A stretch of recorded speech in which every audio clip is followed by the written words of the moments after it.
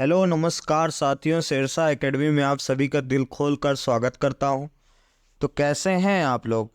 उम्मीद है कि शानदार, जिंदाबाद और ज़बरदस्त होंगे। प्यारे साथी, जैसा कि आप लोग जानते हैं कि यूपी पुलिस का एग्ज़ाम अब बहुत ही निकट है। आपका एग्ज़ाम 17 और 18 फरवरी को है।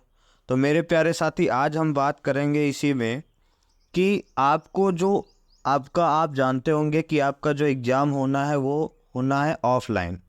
और ऑफलाइन में विशेष ये बात है कि आपका एग्ज़ाम ओएमआर पे होना है।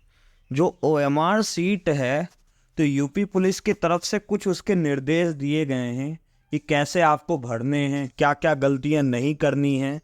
वो सारी बातें आज हम लोग डिस्कस करेंगे। तो मेरे प्यारे साथी, जैसे कि हम लोग बात कर रहे हैं यहाँ पे ये बात हुई है कि उत्तर प्रदेश सरकार पुलिस भर्ती एवं प्रोन्नति बोर्ड, यहाँ पे अगर मैं बात करूँ ओएमआर सीट, जैसा कि आप लोग जानते ही हो कि आपका सामान्य ज्ञान, सामान्य हिंदी, संख्यात्मक एवं मानसिक योग्यता, ये सारी चीज़ें आपको आनी ही हैं। और मानसिक रुचि, बुद्धि लब्धि एवं तार्किक क्षमता, ये 150 क्वेश्चन लगभग मिला के होंगे और 300 नंबर के होंगे। इतनी बातें तो आपको पहले से भी पता रहे होंगे। फिर यहाँ पे अगर मेरे प्यारे साथी देखो नीचे क्या लिखा है, दूसरी अगर मैं बात पढ़ूं तो कह रहा लिखित परीक्षा वस्तुनिष्ठ प्रकार की होगी। वह परीक्षा का माध्यम पेन और पेपर ओएमआर पर आधारित होगा।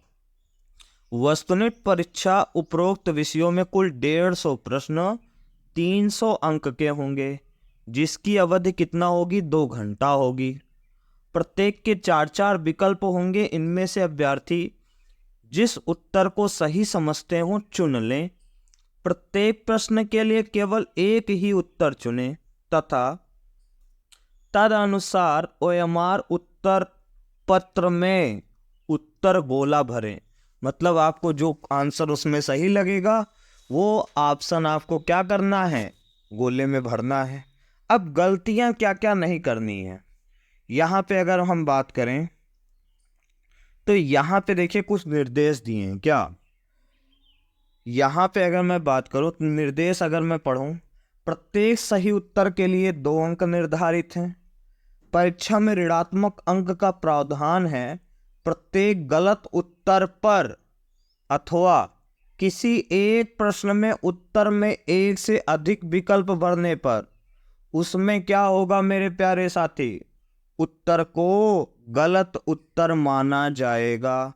तथा ऐसे प्रत्येक गलत उत्तर के लिए क्या -0.5 ऋणात्मक अंक प्रदान के, मतलब आधे नंबर आपके कट जाएंगे।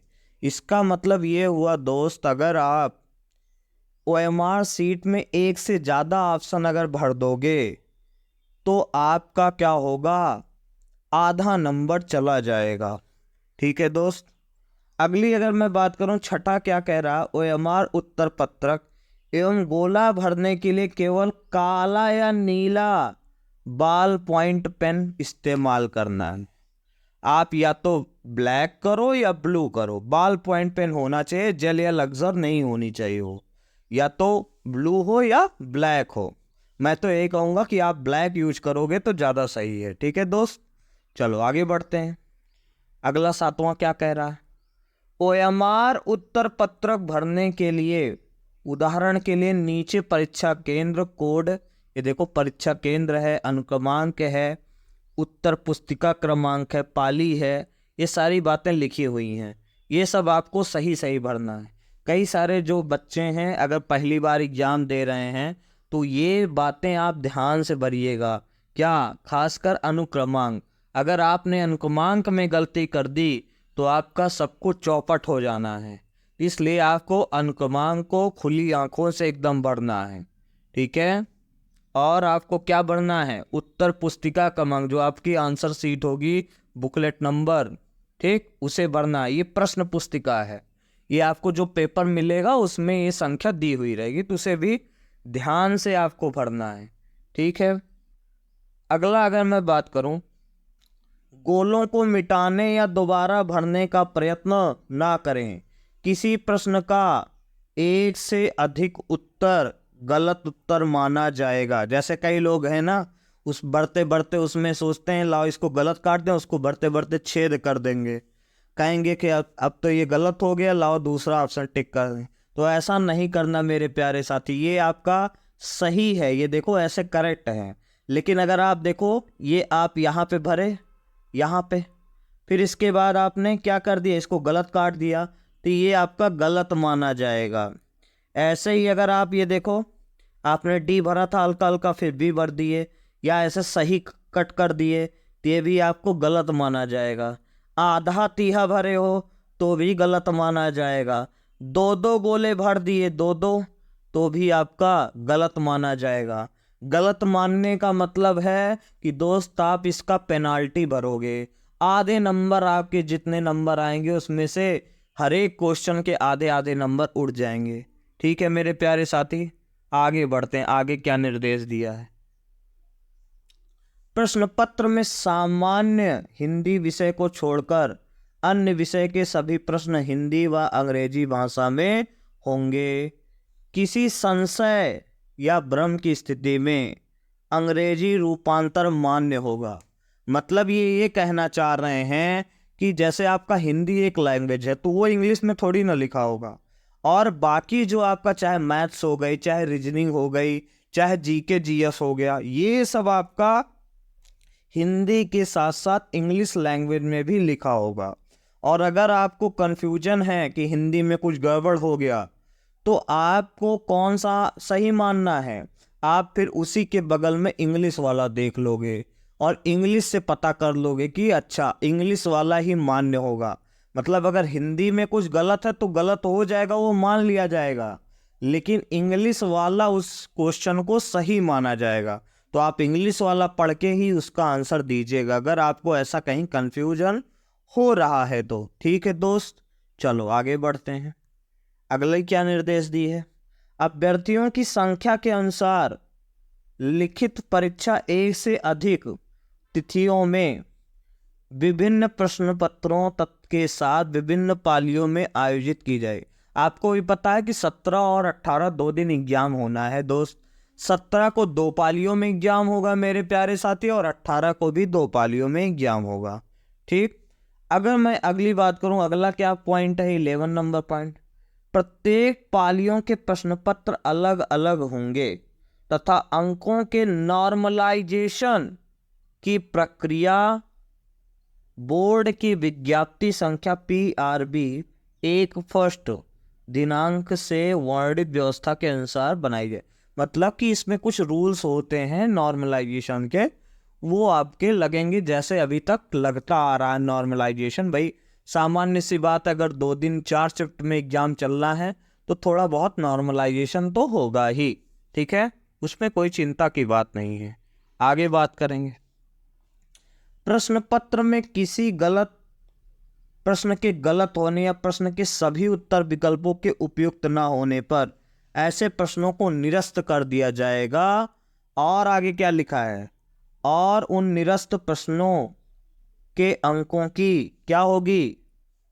उच्च न्यायालय में रिट याचिका क्या की जाएगी? प्रस्तुत की जाएगी, जिस विधि से वो चीजें निस्तारित की जाएंगी। ठीक है, तो यहाँ पे आपको जैसे मान लो आपका 300 का पेपर है, जैसे मान लो अगर 4 क्वेश्चन गलत हो गए, ठीक, 4 क्वेश्चन अगर गलत हो गए तो इसका मतलब 4 दूना 8 नंबर माइनस हो गया पूर्णांक से। ठीक है, ये मतलब गलत प्रश्नों की बात चल रही है।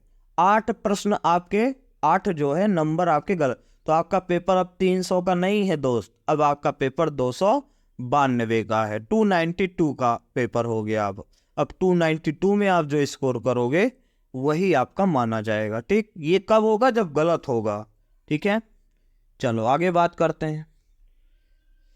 अगला क्या बात है? बोर्ड द्वारा लिखित परीक्षा के लिए विस्तृत पाठ्यक्रम बोर्ड द्वारा दे दिया गया, वो तो पहले भी पता था। ठीक है, हाँ, फिर आगे क्या लिखा है? परीक्षा के पश्चात पाठ्यक्रम से संबंधित मामलों कोई अपील या आपत्ति नहीं की जा सकेगी। ठीक, फिर आगे क्या है? यह सूचना सर्वसाधारण के लिए प्रकाशित की गई है।